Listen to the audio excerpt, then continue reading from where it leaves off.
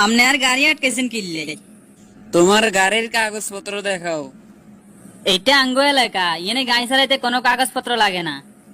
আর আমরা কার লোক এটা তো জানেন, আশা করি চিনছেন এবার। আইন সবার জন্য সমান, এখানে নেতাদের নাম ভাঙ্গিয়ে পার হওয়া যাবে না। আন্নে কিন্তু এবার বেশি বাড়াবাড়ি করেন। আই যাই যদি অন্য নেতারে কই তাহলে তো না চাকরি খাই দিব। আমি কোনো প্রাইভেট চাকরি করি না যে কেউ ইচ্ছে করলে চাকরি খেয়ে দেবে। আপনার মোটর সাইকেলের কাগজপত্র নাই, তাই আমরা গাড়িটা থানায় নিয়ে যাচ্ছি। এর ফল কিন্তু ভালো হইতো না, মনে রাখিয়েন। স্যার, কাগজপত্র বিহীন একটা মোটর সাইকেল থানার ভিতরে এনে রেখেছি। এখন ওই লোক তার এক পরিচিত নেতার কাছে গেছে, তাকে নিয়ে আপনার কাছে আসতে পারে।